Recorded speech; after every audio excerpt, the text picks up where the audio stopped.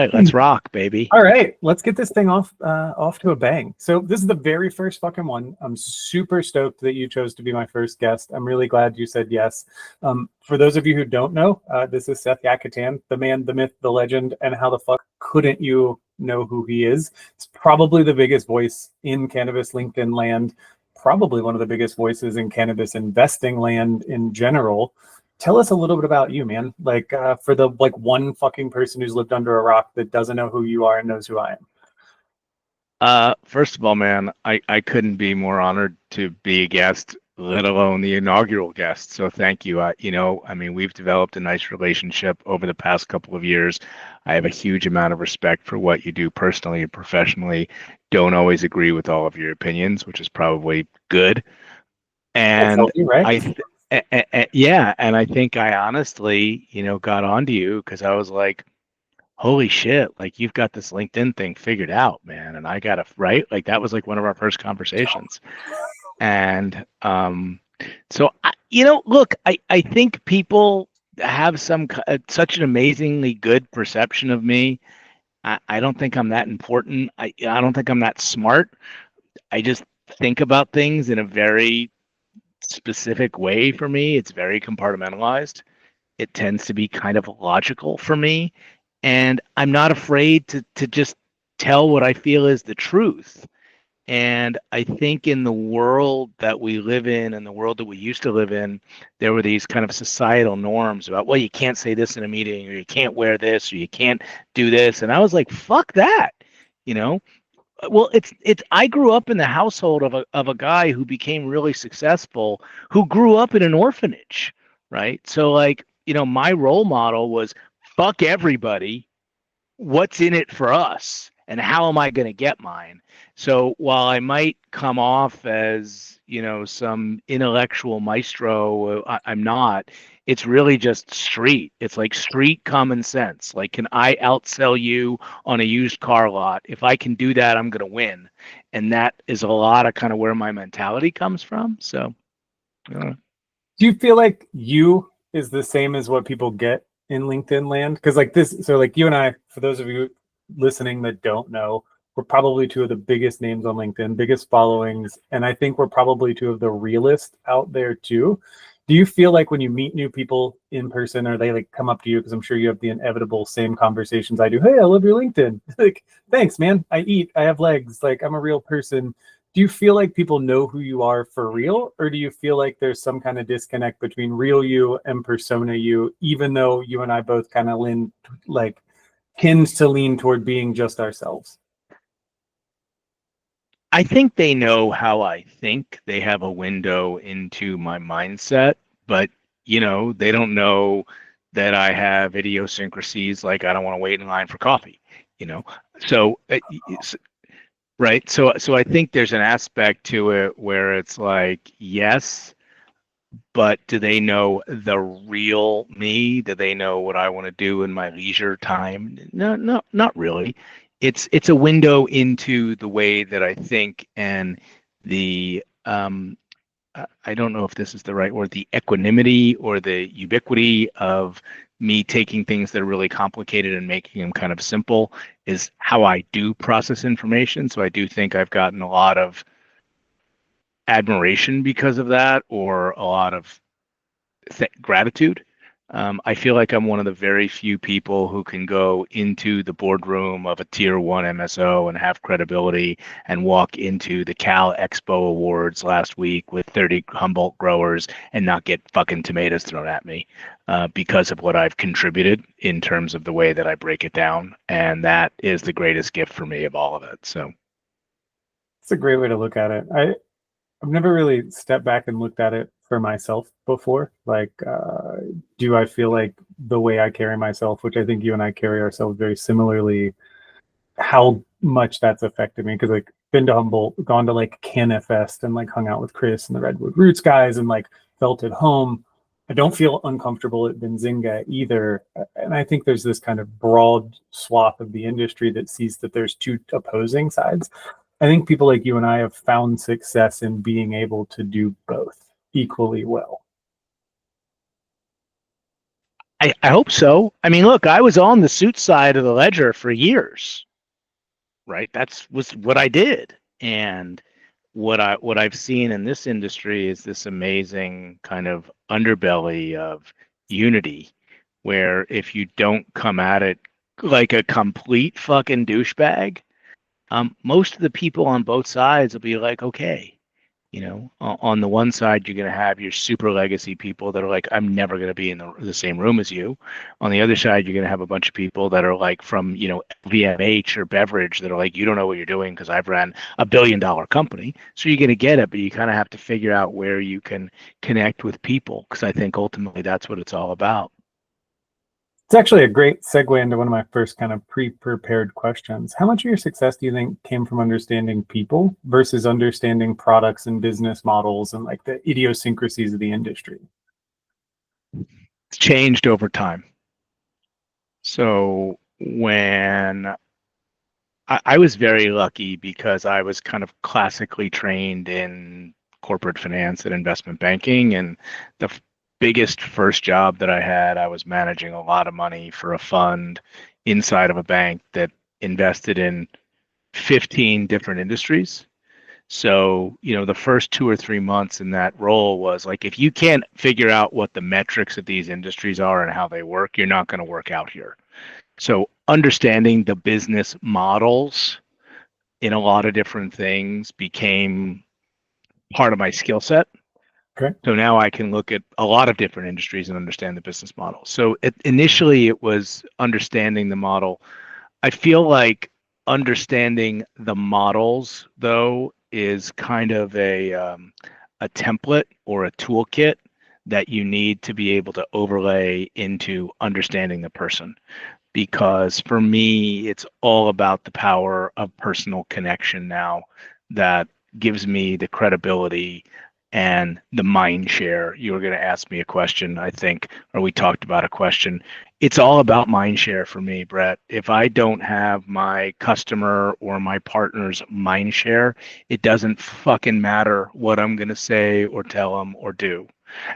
So it's become and it's been a learned skill for me. It's been a change. It's been an evolution over probably the last 10 years where now the most important thing for me is the relationship and the mind share because I can't really control. People think I'm like this. I can control the outcome. I can't control the outcome.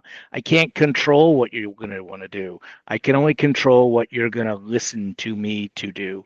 And if you can take that advice and I can guide it, well, I've been able to do that a lot of times. So it's really about the person and the relationship. Speaking of that, do you think the cannabis industry attracts a certain like psychological profile or a certain type of people or group of people, or do you think it's a little broader than that now? I think historically from inception, it did because prior to 2012, if you were in the industry, you were probably not wired the same way as people who came into the industry in 2022. You were either about, trying to make medicine or trying to make money. And I think as the industry has evolved, more and more people have come into it. I do think that early stage ventures or developmental stage companies getting from zero to, double digits in revenue, I think the people that start those companies are a certain set of personality types, and I see them ubiquitously across a lot of different industries. The entrepreneur who wants to go and plant a flag on the moon where there isn't anything, that's a special type of person. If you believe in Myers-Briggs, there's three or four of those. There's three or four of those personality types that are CEOs of all of those companies. They just Do you know are. your Myers-Briggs? I do. ENTJ or ENTP. I'm an Can't ENTJ, remember. right on the ENTJ, ENTP. So here's a fun one for everybody listening.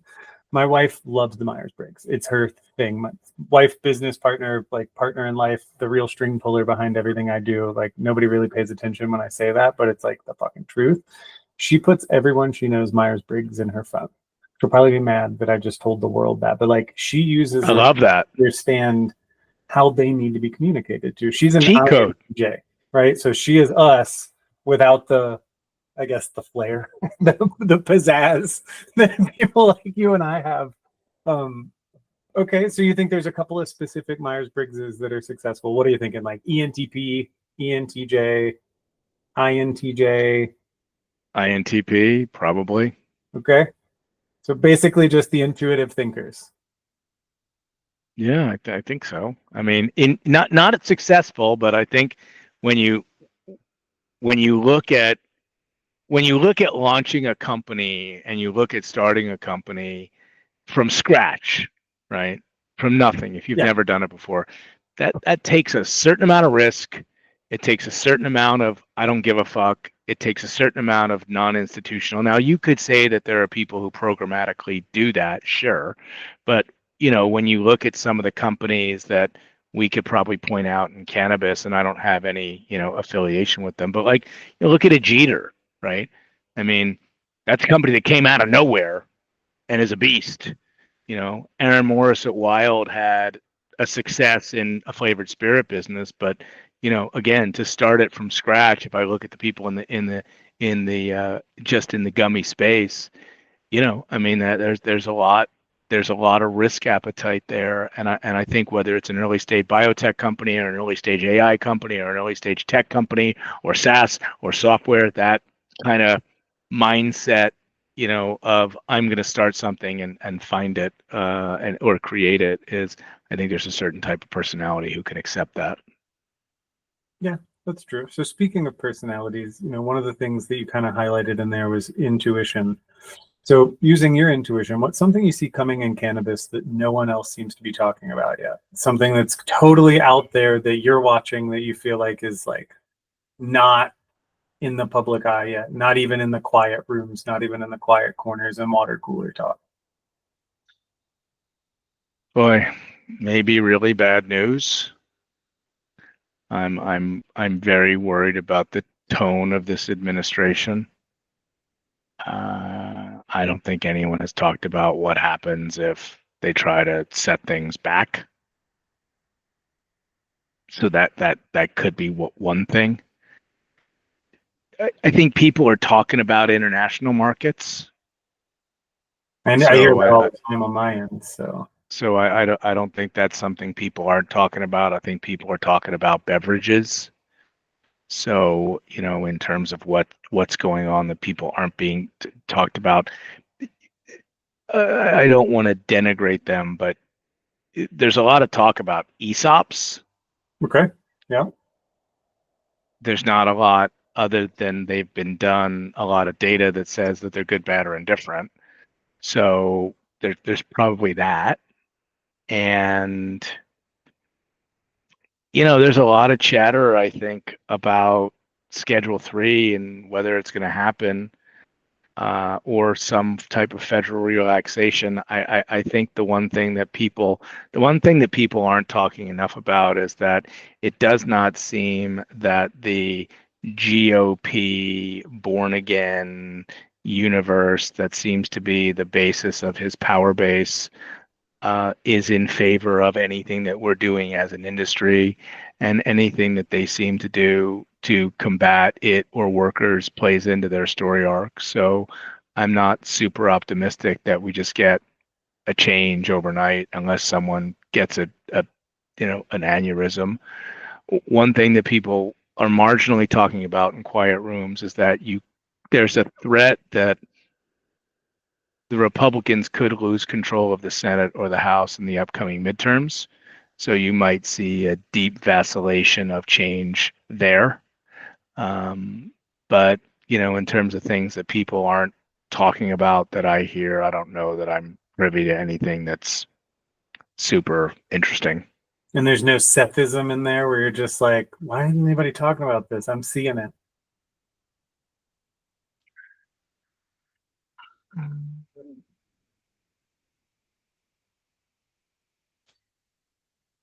No, I haven't seen that yet. I am. Ar- uh, no one's talking about Arkansas.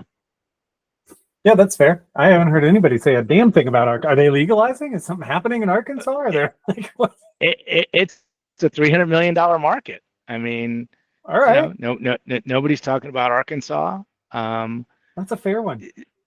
you know, um, there was something I think I've talked about it before. There's not a lot of talk about the power of the non-MSO backed brands Okay. in terms of how much velocity that they have and how important they're going to become. I do think that's where going to be, the action is going to be. No one's talking about the fact that Chicago Atlantic just did a cram down to do the Vireo deal and how that's working out. All we're seeing is just positive press on that. So we'll see where that shakes out. I'm one of the few people who's talking about AYR being sold for pieces. Yeah, I saw your post There on that. there aren't a lot of there aren't a lot of people who are talking about the fact, other than me, that IIPR should just be shut down because they just really don't have anything there. So I don't know. I don't know leading the news source on anything there. So That's fair. All right, so let's switch gears a little bit.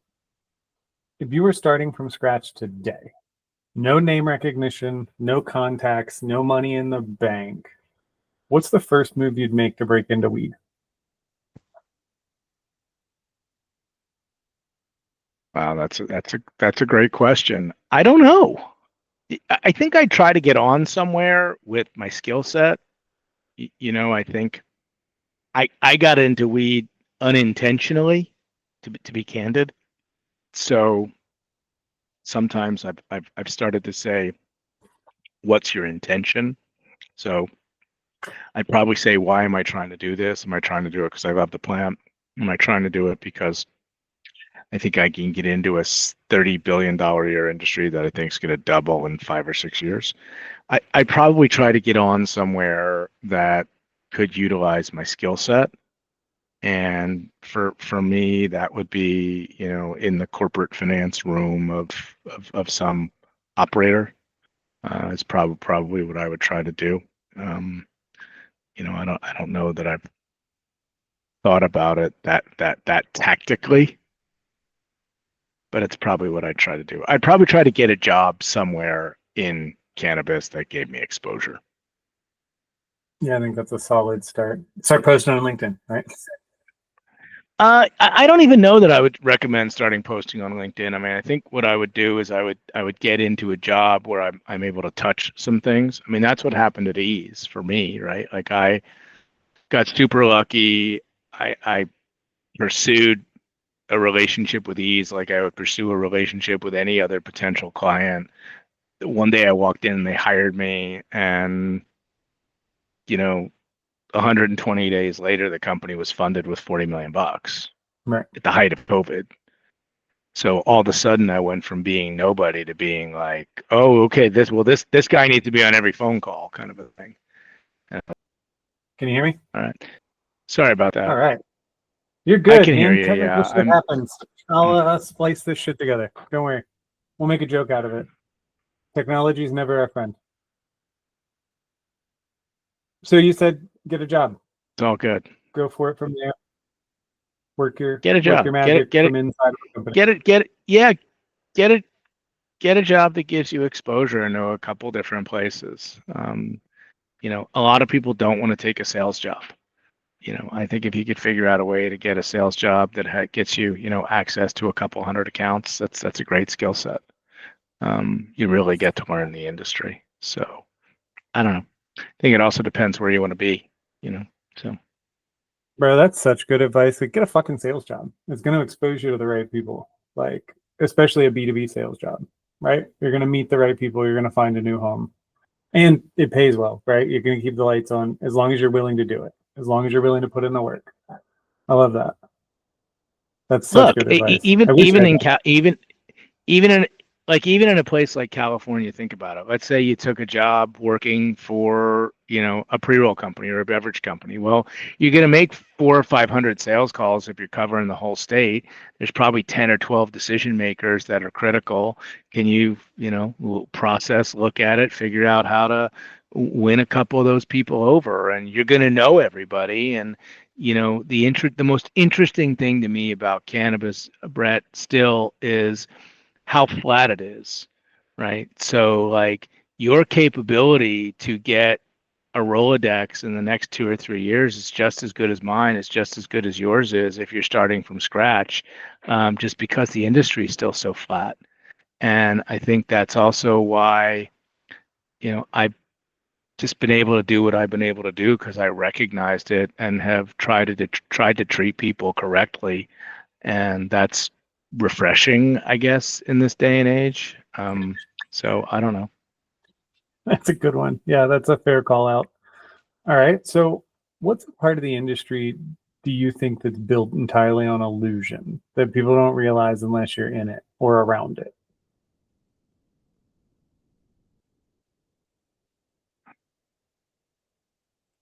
Um,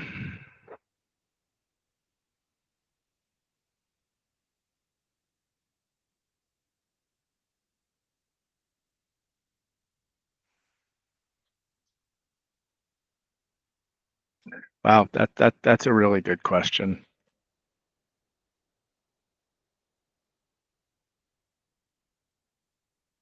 Do you want to come Gosh, back there's to so yeah, there's a couple different ways that I could answer that, and I guess maybe one way that could be simple is that um,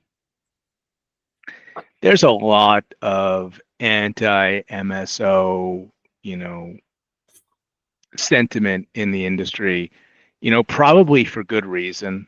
And I think one of the illusions there is that like these people are just inauthentic.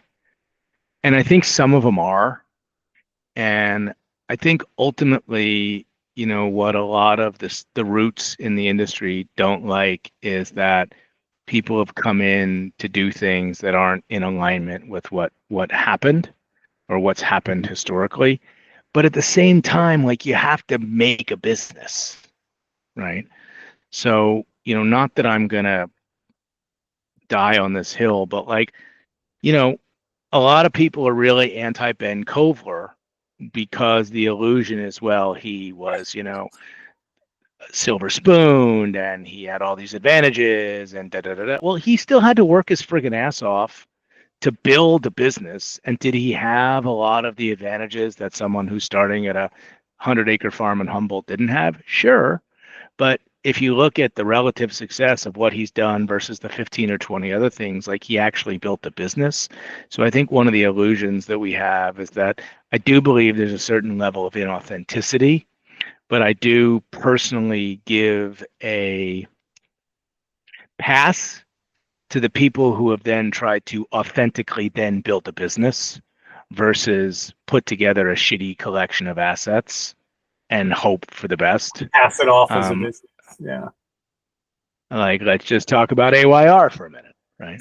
So, so yeah, I do think that there's a lot of people who are caught up in the level of corporate inauthenticity, and there is some of that. I'm no fan of Curaleaf. I post on them about every 2 weeks. Great topic, by the way. And so, but I do also think at some of these other guys, there is actually a level of authenticity because they built reasonable businesses, and that's also part of the trade-off. I think there's also a lot of good people that work at those companies, right? Like we sometimes paint those companies by like their leadership, but even some of the dirtiest ones have some really good people that work in the middle management, in the director levels, the VP levels. They're just trying to get by and take care of their people. Like I've got friends inside of companies I bash all the time. Listen, I don't bash them that much publicly, but there's plenty of people at Verano and Trulieve that are amazing people, right? That like when I go to a conference, like those are the guys I'm hanging out with, or the Right. people I'm hanging out with. So yeah, I don't disagree with that at all. Some of the most fun I've ever had was with a couple of GTI cultivators in the back room hanging out at a conference. Like, do I like your boss? Maybe not. Do I want to like? Are you cool? Hell yeah, right? Like, is the shit you Hmm. just handed me dope? Hell yeah. I, Yeah. I think that's a great call out. So let's move on a little bit to this and say, at this point in your career, are you more driven by curiosity, conviction, or control? Definitely not curiosity. Not I curiosity. not definitely not curiosity. Probably an equal combination of conviction and control. All right. I have to be pretty convinced that something can happen. I've been doing what I've been doing in the way that I've been doing it for close to 25 years now. So, if we just do some simple math on that, okay? And I've done this before. Let's say on average I see 700 unique transaction opportunities a year, right? Okay. So Which that's is seven. like, That's 17,500 deals that I've screened. okay. I'm not curious, bro. Right. Yeah. There's Yeah. nothing. There's like nothing I haven't seen. So, Okay. uh, given the number of reps that I've had, I can just kind of say there are large buckets of things that I don't think are going to work. So for me, that upregulates conviction. So of the 20% of the stuff that I see, I actually believe has a chance. Uh, and then control for me is mind share. I don't need to be in control of anything, but if I'm not in the slot, in the C team with the CEO or with a key decision maker at the company, guiding them, and they're listening to what I have to say, doesn't work. Just doesn't work. Doesn't matter. It doesn't That's matter. fair. Like you could tell your child not to touch the stove 100 fucking times until they burn their hand, and then they're probably going to listen to you. But if you have a child who's going to continually burn their hand on the stove, what are we doing here? Yeah. Why Right? are we Like, it even doesn't doing matter. Why am I doing this? My time at this point is my most valuable commodity, and I can pretty much make a judgment based upon conviction and mind share that if you're not within a week, that if you're just not going to change your behavior because I've arrived or you're not going to listen, it doesn't. You could give me 30% of your company, it's not going to matter. Not All going to right. work. So let's dive into this a little more. So I got a two-part question.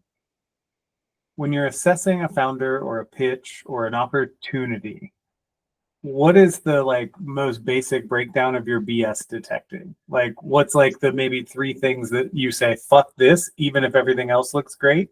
And what's the three things where you're like, maybe I can overlook a yellow flag or even an orange flag and keep going in this conversation? Um, I think about things in a standard deviation, like your typical bell curve, right? So Okay. in the first thing is that you usually, if someone is one standard deviation away from the mean in terms of their valuation set of terms of what I think is market, that's okay. But if you're greater than 2.5 or 3 standard deviations away from the mean, and you have that with religious conviction, it's just a no. I have a very good understanding of where market is. And if you're way over here, what are we doing? So usually like the number one red flag for me is going to be how far away is your bid ask spread from what I think is market versus your ask. And I might politely say like, "Hey, I think that's a little high," but I'm not going to like tell you you're crazy unless you really piss me off.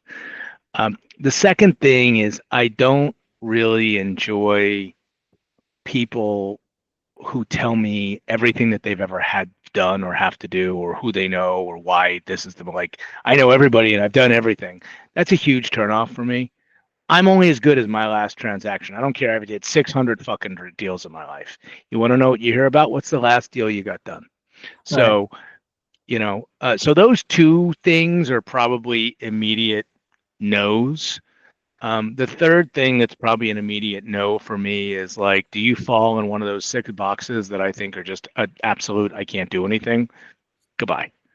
Um, in terms of things that I will accept as a yellow flag, most founders who are really good at what they do are some form of crazy, some form of crazy.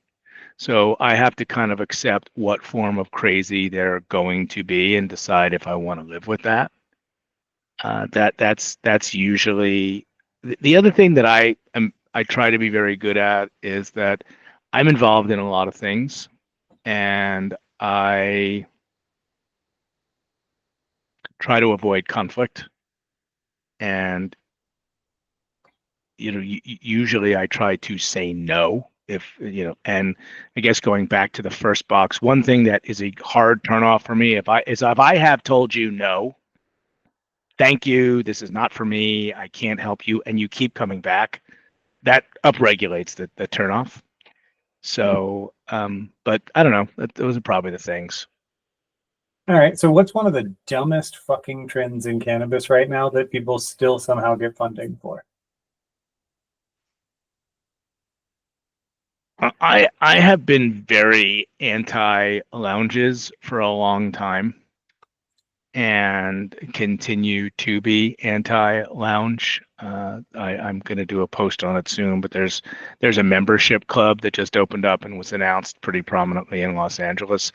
I think that anyone who's able to get funding for a lounge they should just make a statue of you. I think there's one guy, and I'll give him credit for it, in Denver, this guy named Aaron Richard at Sirius Yes, Social Club, dearest. who seems Yeah. to have done a good job at it. And you know what? Kudos to you, and I want you to do well.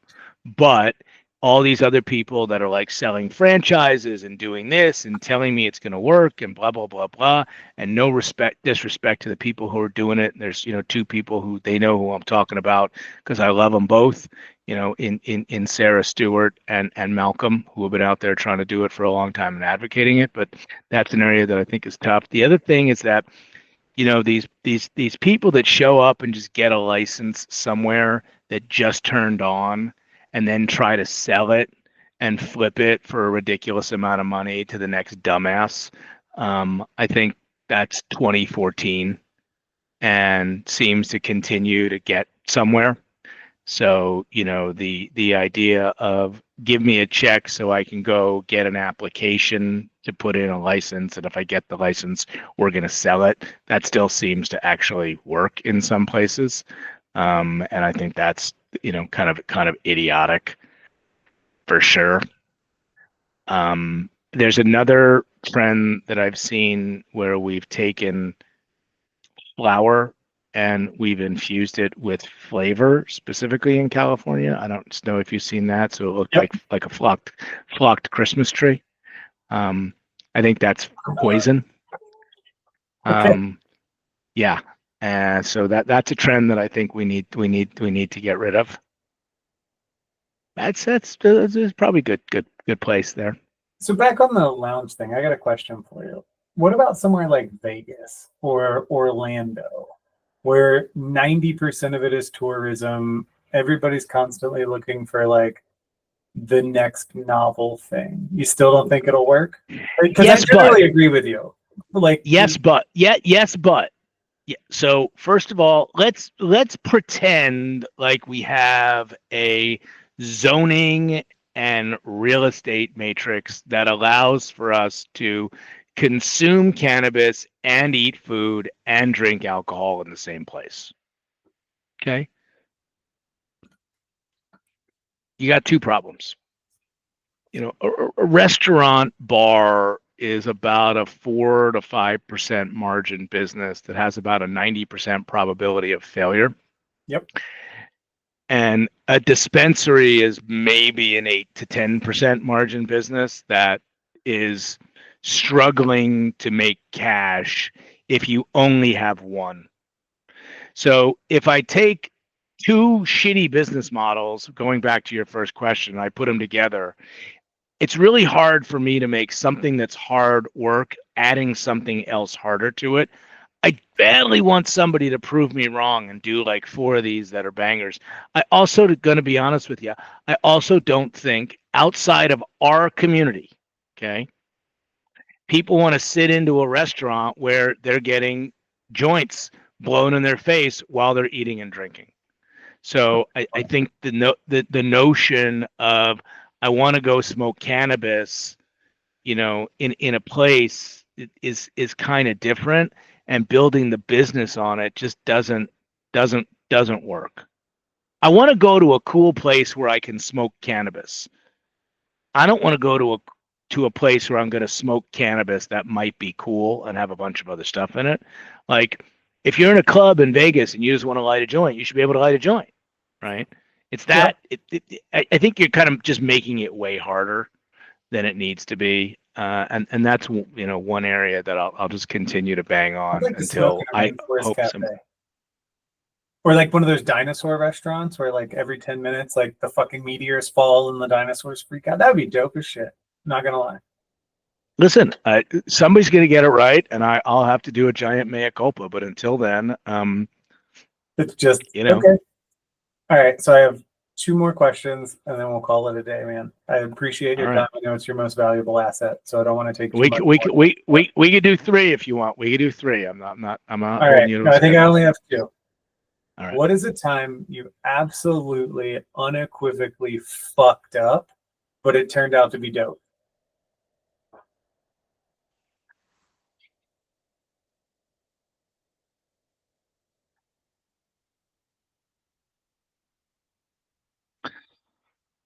I don't know that it turned out to be dope. Okay. It turned out to be probably the greatest lesson that I'd ever learned. Okay. So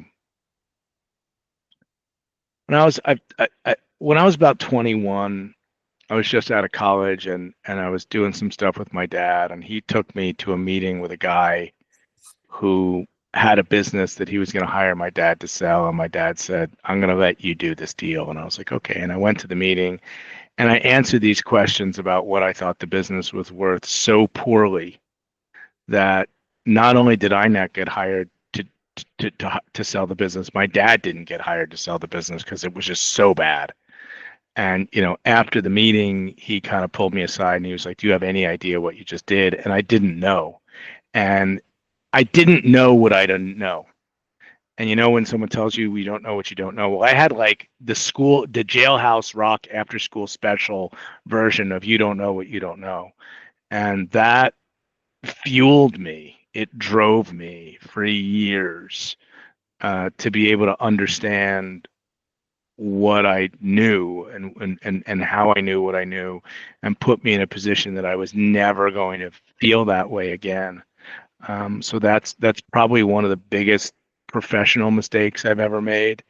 And it didn't turn out to be dope, but it certainly turned out over the next 10 years of my career to hone me into the person that I am today, because I vowed that I was never going to be caught with my pants down again. And it's as I get older, I get caught with my pants down once in a while because I just don't have the mental acuity that I used to. But it was certainly a life lesson that I carry with me to this day, and it was invaluable. And I cannot underscore for you the magnitude of the fuck up. Okay. I think we've all had a moment like that. All right. So last question. If the industry disappeared tomorrow, gone, out of here, what is one thing you've accomplished in the industry that you would be proud of, assuming that nobody knew that it existed, right? Like the industry's gone, doesn't matter to anybody in any other industry. What's something you'd still be proud of? I think I've created a voice that people have come to rely on and trust. And I've been able to utilize that to champion causes and to get myself into a lot of places that I never thought I would, and to teach people what's going on in that room that they're not getting into.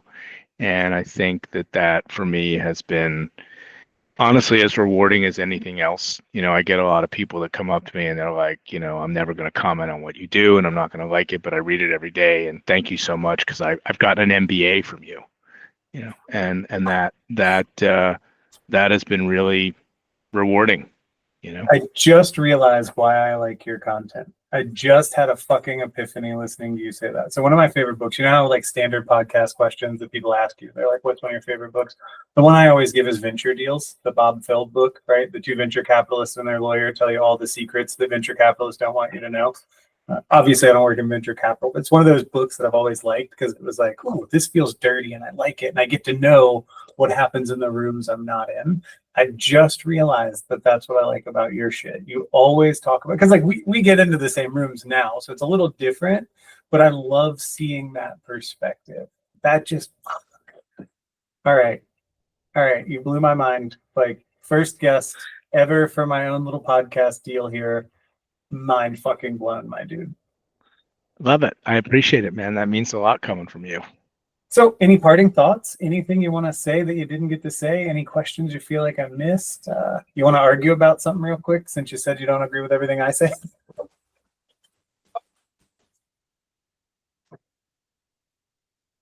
I mean, I think the one thing that we could talk about is, what do you think? What do you think the future holds? Seems like we're in a really interesting time geopolitically. It also seems like we're on the cusp of the eventuality that we've all been talking about. It feels like there's an ever expanding new market to go into in Europe, and it feels like beverages, if they don't get shut down, are on the verge of the mainstream event that we've all been waiting for. So it's a really interesting soup that we're in, backed by a geopolitical climate, which is weird. I'd love to hear where you think we're going. I don't know where we're going.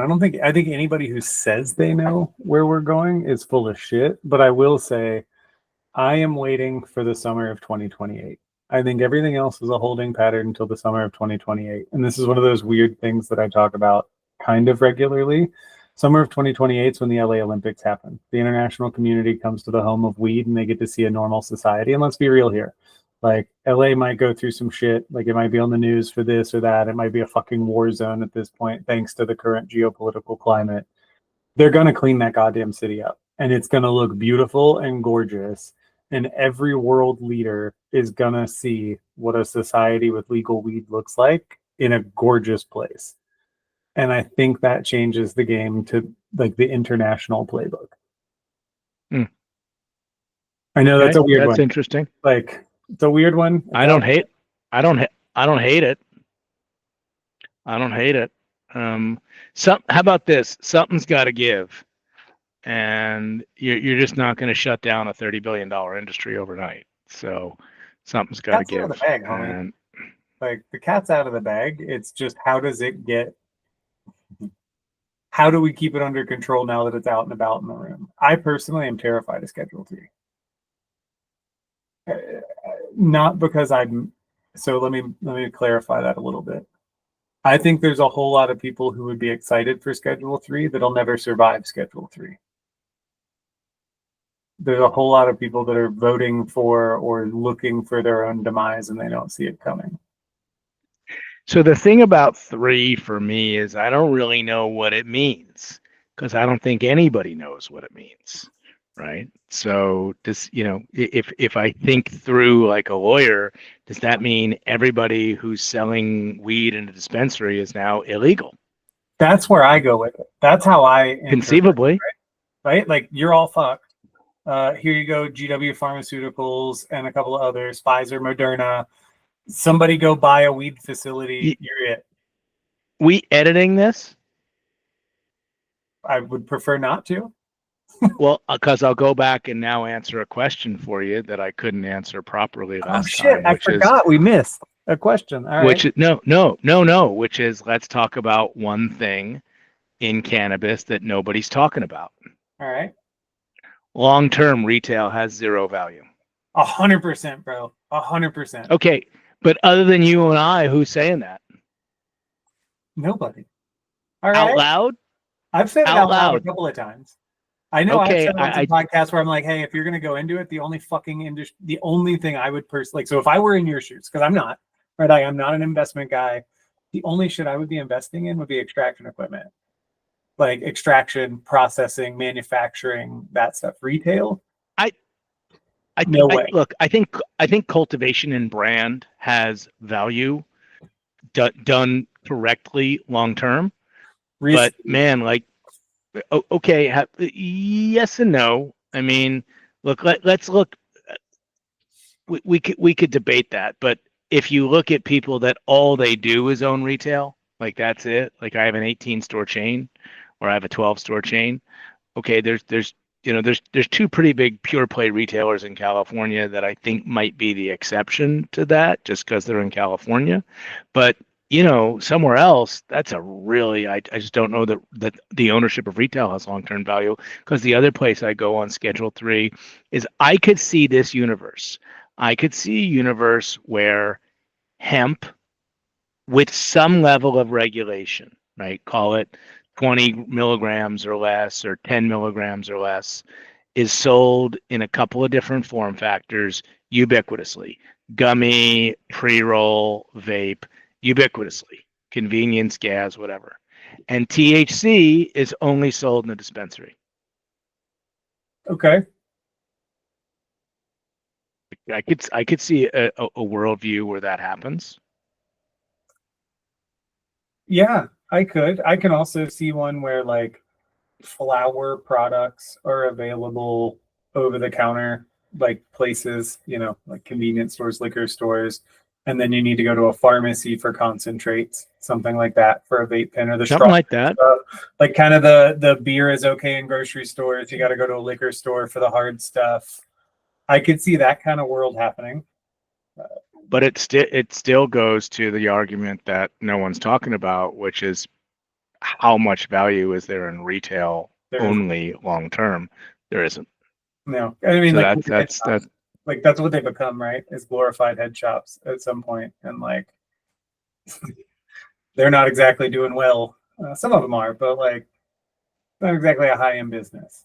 Okay, I love that as a closing thing. Retail has no value. There you go, kids. retail has no value. There's your there's your crystal ball. Thank you so much, man. This has been a Thank fucking you. pleasure. Didn't expect to have my mind, But but can't wait. pleasure's been mine.